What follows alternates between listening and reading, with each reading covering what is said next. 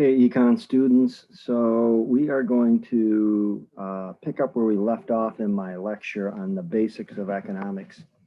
And so what I'd like you to do is get out your slideshow note sheet, and we're going to pick up where we left off there. You're also going to need the sheet that I gave you the other day. It was a hard copy.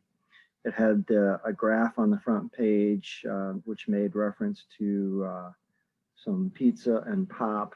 That is going to look like this sheet right here: opportunity cost graphs, curves.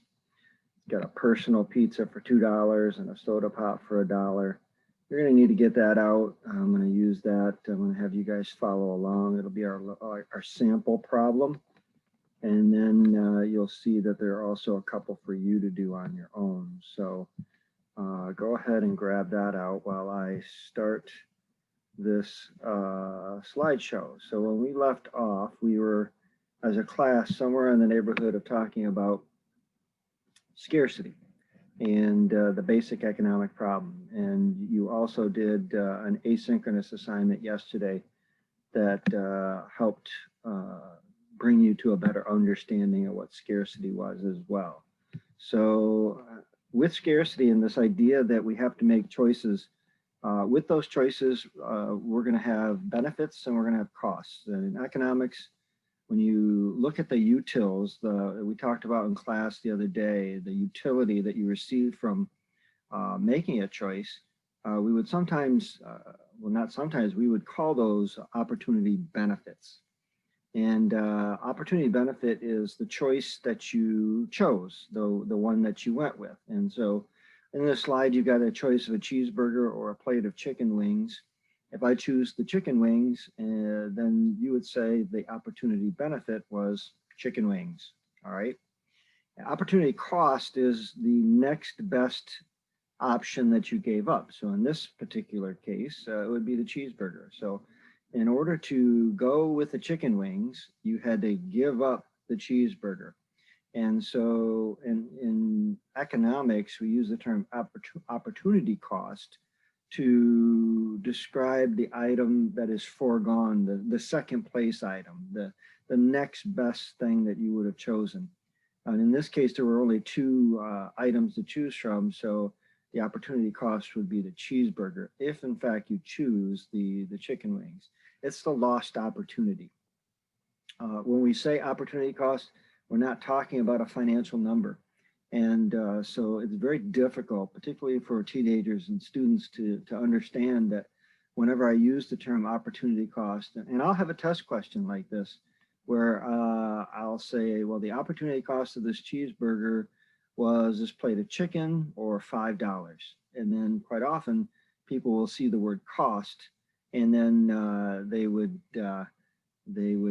put a cost down like $5 if it were a choice. But that's the last thing you want to do. So it's not a financial number. When you hear the term opportunity cost, it's the lost opportunity that you're going to describe. It's the next best thing that you could have done when you make a choice.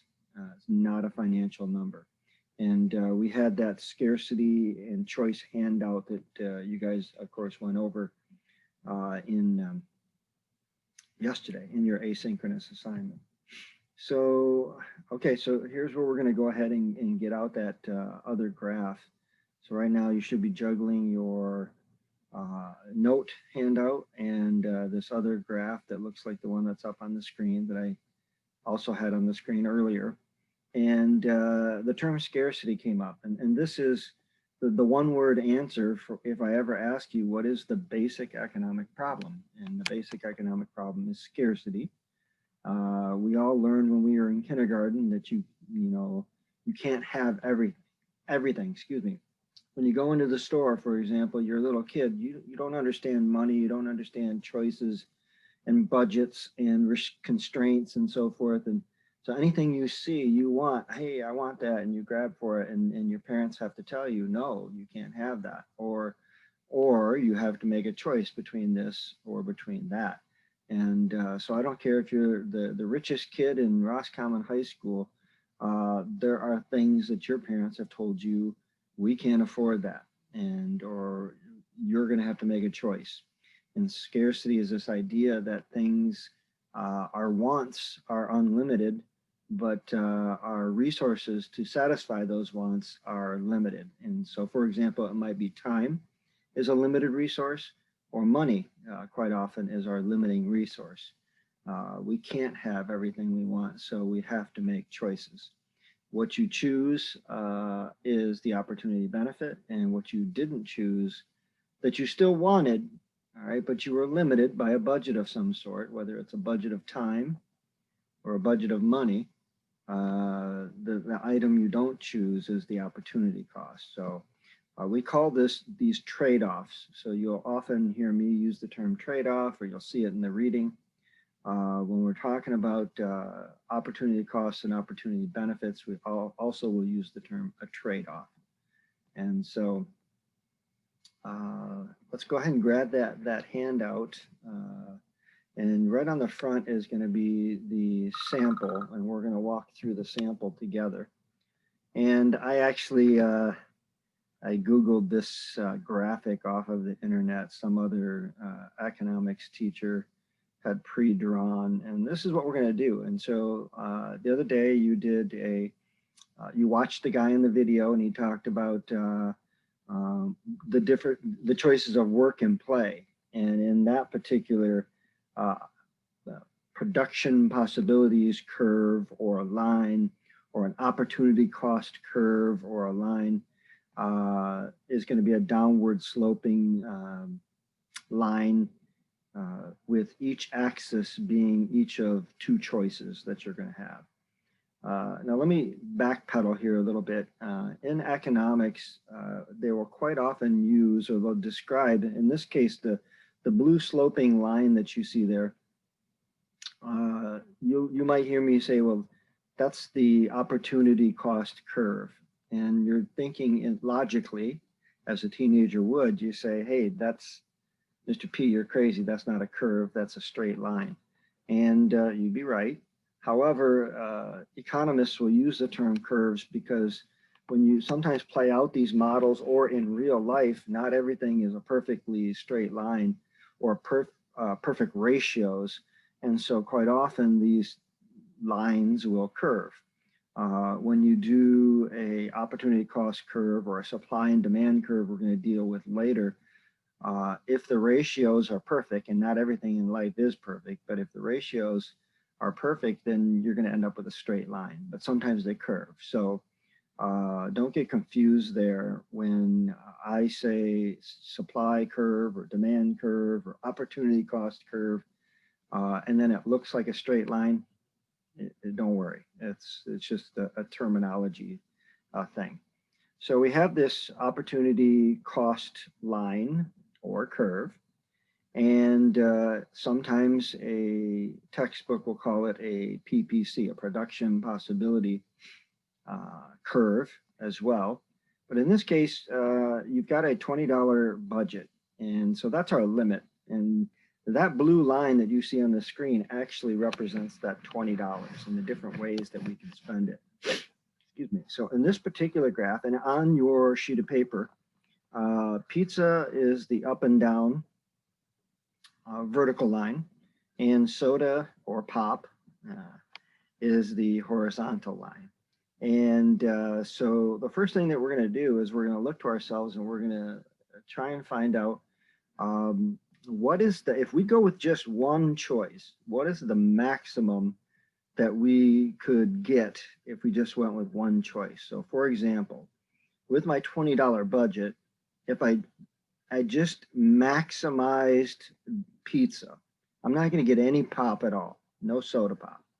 All right, so the personal pizzas are $2 each. I have a budget of $20. So how many pizzas could I get with $20 if I spent everything on that one choice?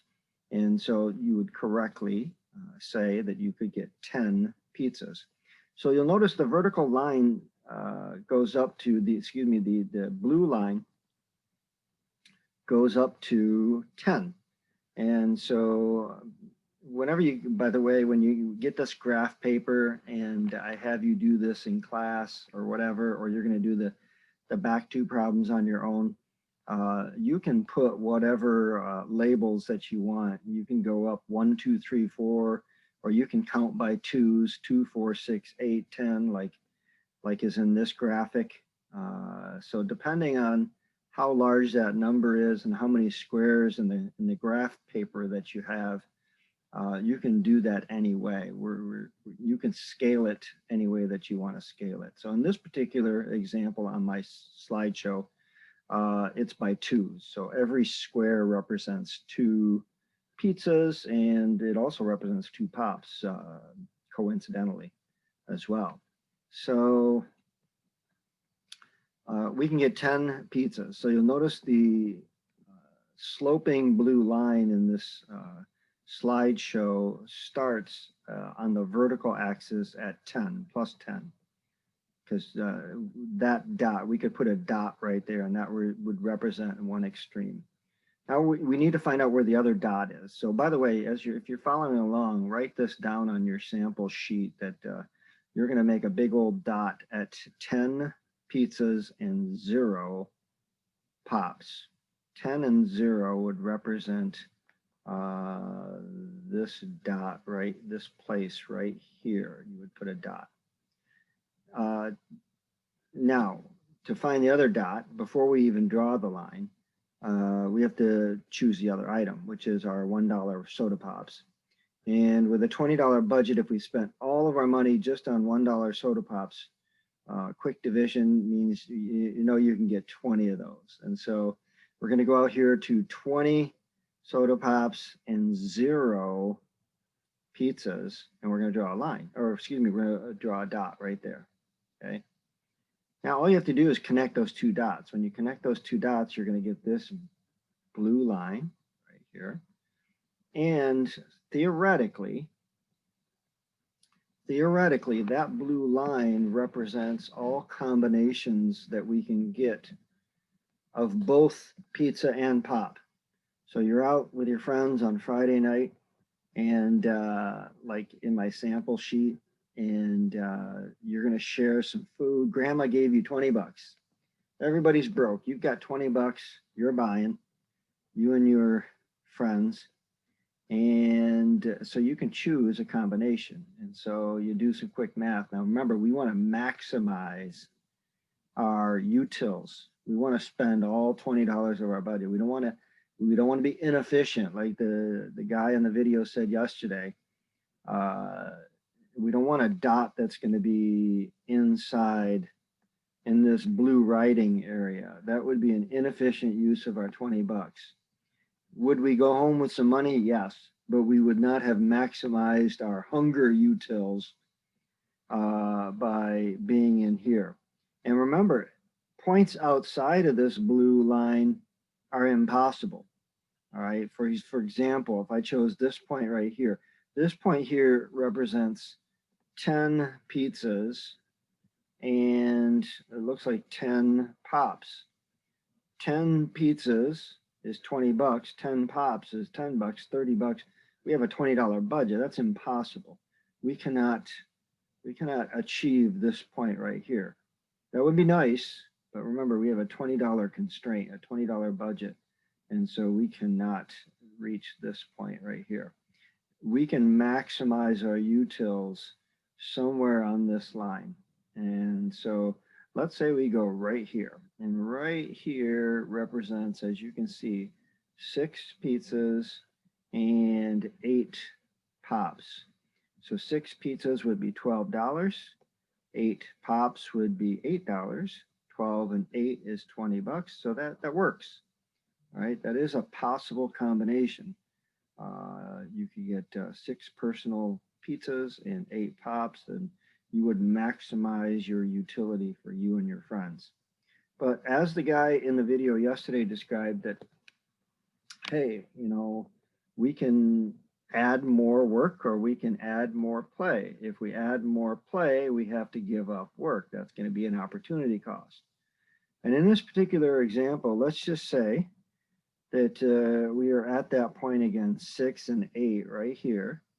And, you know, just before you're heading up to the counter at the 7-Eleven to get the 6 pizzas and 8 pops, and you decide, you know what, we're not quite as thirsty, we're more hungry, we want to add 2 more pizzas.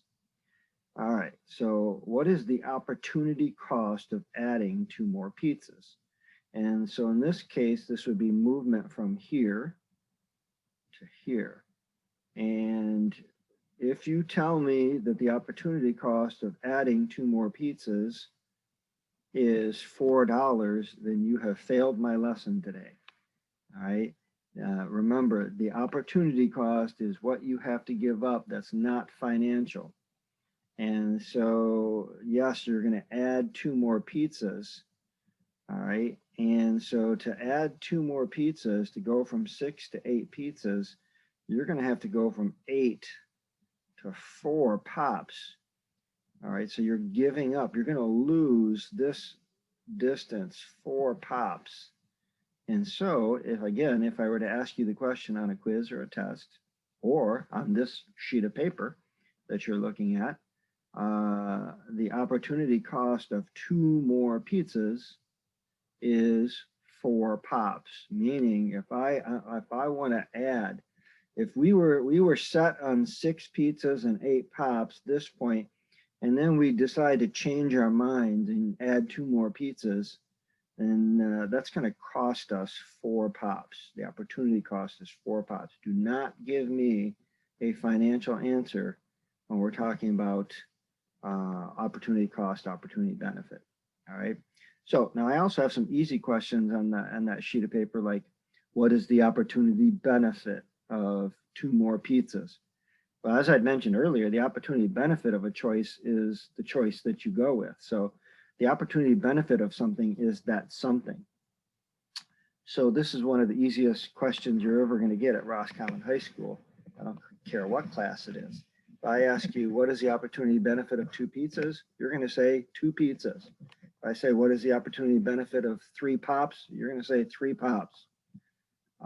So anything where I say opportunity benefit of something, you're going to give me that identical something as your answer. So the opportunity benefit to add 4 pops, you would write down on the quiz or the worksheet, the opportunity benefit of 4 pops is 4 pops. Now, opportunity cost of 4 pops. Let's say I am here again, 6 and 8. And now instead we want to add 4 more pops. So instead of going to the left up this way to add pizzas, we're going to add pops. So we're going to go from 8 pops to 4 pops. Now, what is the opportunity benefit of 4 more pops in this case? And you got it. You have to go from 8, all right, down. Whoop, here we go. We started here. We're going down here, which means we're going to go from 6 pizzas down to 4 pizzas. All right, so the opportunity cost of, excuse me, I can't do my math. 6 down to 4 is 2 pizzas. So the opportunity cost of 4 to add 4 pops is 2 pizzas. All right, so here, we're going to skip this. This is what we did yesterday during the asynchronous time. I hope you recognize that. So we're not going to deal with that. And so we're going to come back to this. This is another goofy little video. It's the same thing, but this adds a little bit more of the math involved, the figuring out. If I didn't have a graph in front of me, how can I figure out the opportunity costs and the opportunity benefits? So, actually, we'll go ahead and we'll watch this one first. Let me go ahead and set this up for us. Hold on one second. Won't let me minimize my screen while I'm recording here. So I'll go ahead and go back and see if I can just stop the PowerPoint. Nope, I'm shaking my computer. So let's go back here we'll come back to that video. That's fine. All right, so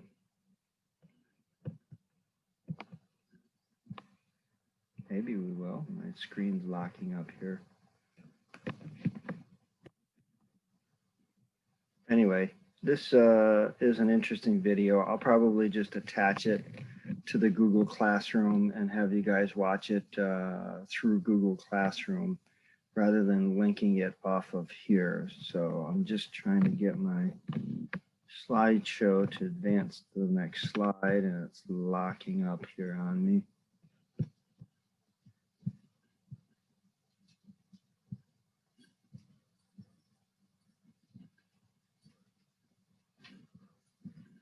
There we go. Let's see.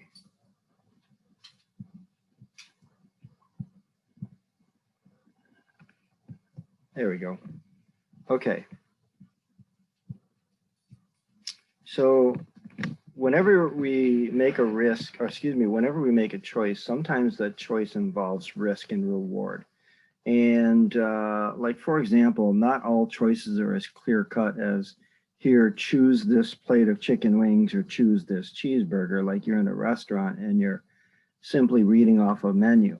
Sometimes your choice is I'm going to go and spend some money on college, or I'm going to spend some money traveling, or I'm going to, one of my choices might be to go to the casino and put some money in play, put it at risk by gambling it. And so sometimes the utils, the benefit that we get isn't rock solid. And in life and in many things, the level of risk is directly proportional, as you see with this arrow, to the level of reward.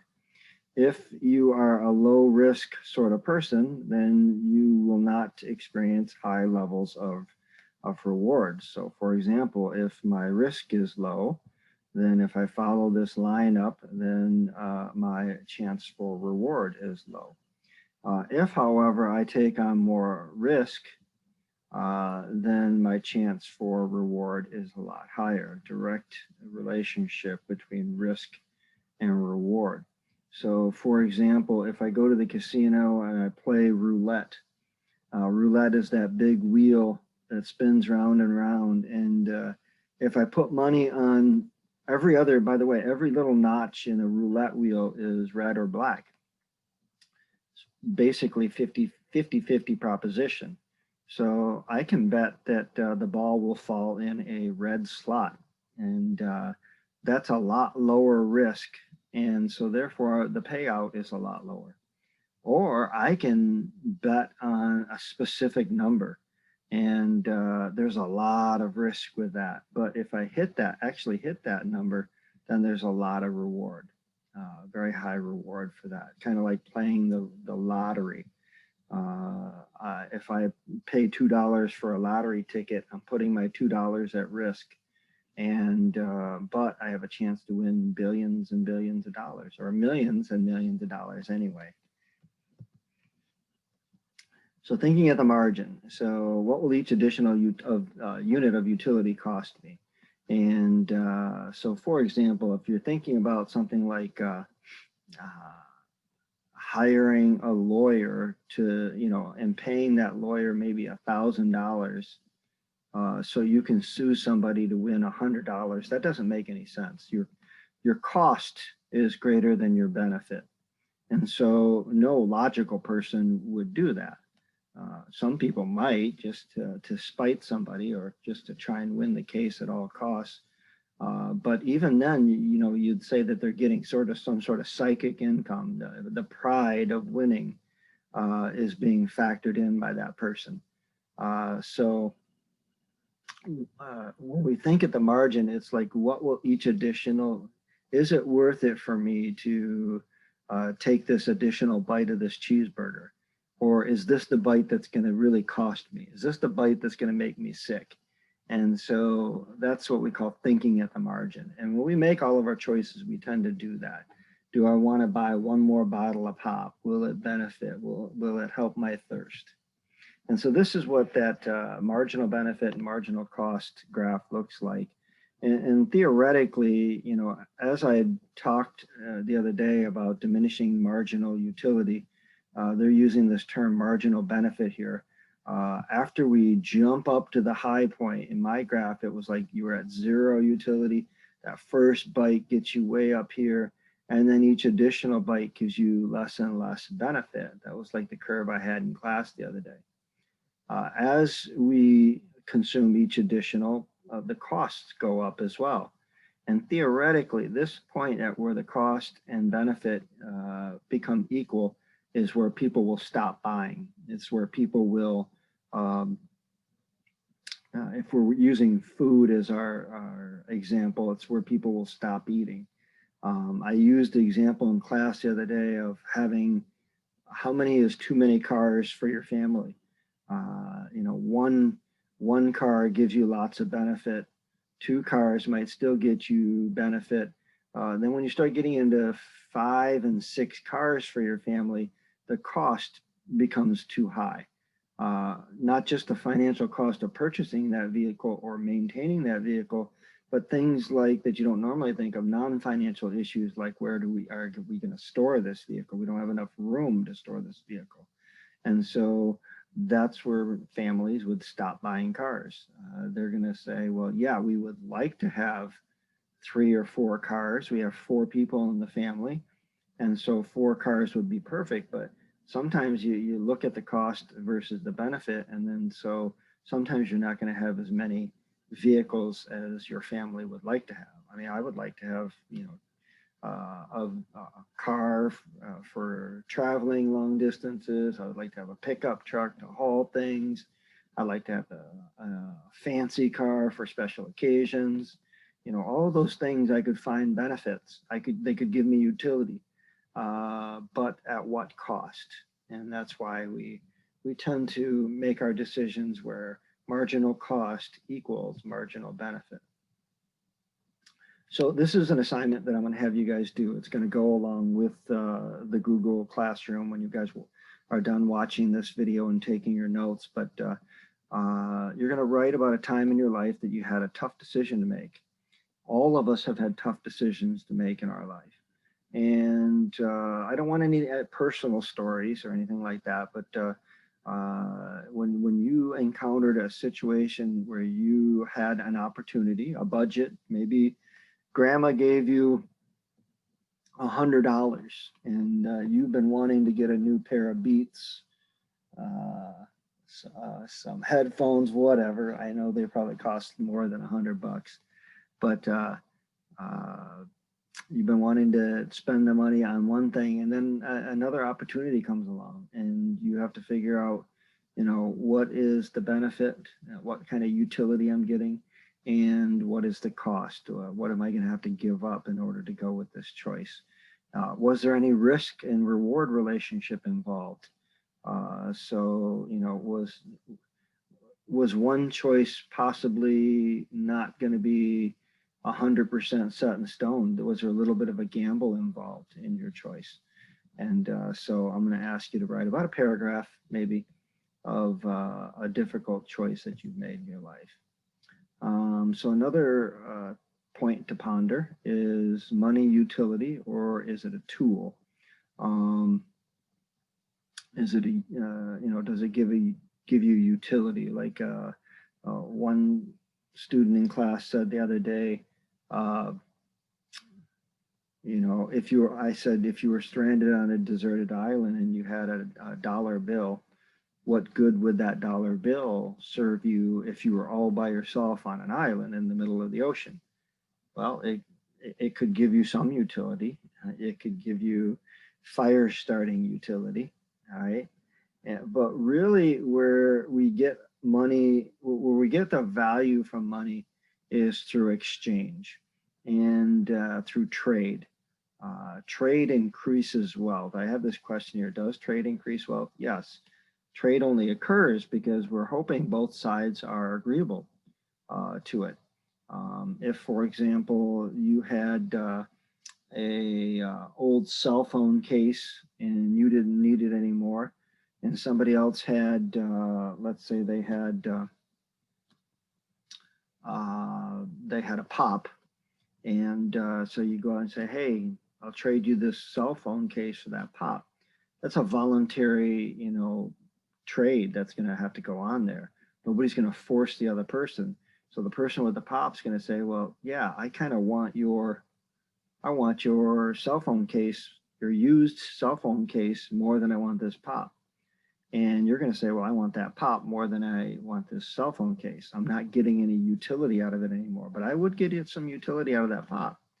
And at the same time, if you could find somebody who needed a cell phone case, they could get some utility out of that as well.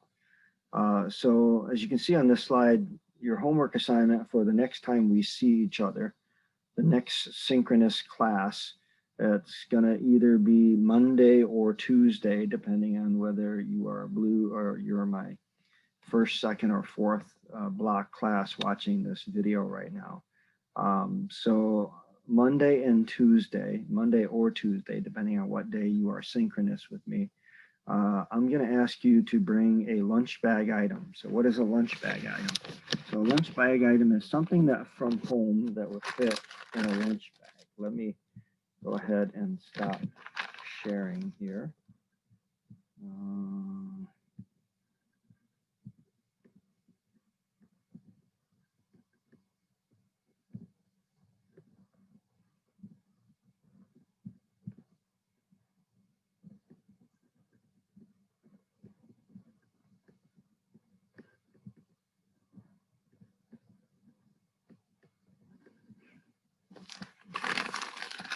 Okay, here's a lunch bag. You guys have seen a lunch bag.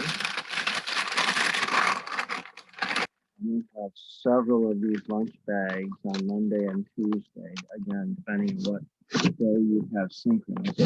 And I'm going to ask you to find something at home, anything that you don't get any utility out of anymore. So, for example, maybe somebody gave you this goofy mug and it's just sitting on your dresser. You don't drink coffee. You're not getting any utility out of it. It's just sitting there like a paperweight. But you think somebody would like this coffee mug. All right. This could be your lunch bag item. I don't want you to take anything that you still are getting utility out of, but I want you to bring something to class Monday or Tuesday that you don't have any problem parting with the understanding that the rest of the students in class, your classmates, are also going to bring something that they could part with. And we're going to be doing a trading simulation in which you're going to come to class with your item. You're going to keep it a secret because we're going to put them in these lunch bags, okay? It might be one of these fancy magnet clips that you got from the school-based health center because they were giving them away for free. It could be an old DVD that you have watched a million times and you don't want anymore. It could be a pencil. It could be anything. I don't want it to be like, I've had students come to class, they forget to do this, and so they're like, well, I want to put $1 in the bag. No, because you can get utility out of $1. I don't want it to be money. I also don't want it to be so lame that nobody in class will get any utility out of it. Like you pull a piece of lint out of your pocket and say, well, this is my lunch bag item. No, nobody's going to get any utility out of a piece of lint. Or right before I started my recording, I had a Rice Krispie treat. All right. Now, if you had one of these and you don't like Rice Krispie treats and you think somebody in class would like it, that would be fine. All right. Somebody could get utility out of that. All right. But like mine is empty. Don't bring an empty wrapper. Nobody's really going to get any utility out of an empty wrapper. They'd want to get rid of it. All right. So I've seen people bring old books that they've read. Sometimes people have brought like used earbuds and things like that. Well, don't do that either. If you got some used earbuds, you're probably not going to get any utility out of it, but neither is anybody else. All right. So you have to find something from home that you don't get any utility out of anymore, but you think that somebody in class will get some utility out of it. It might be, maybe they have a dog at home and it's a dog toy. Make sure it's cleaned up.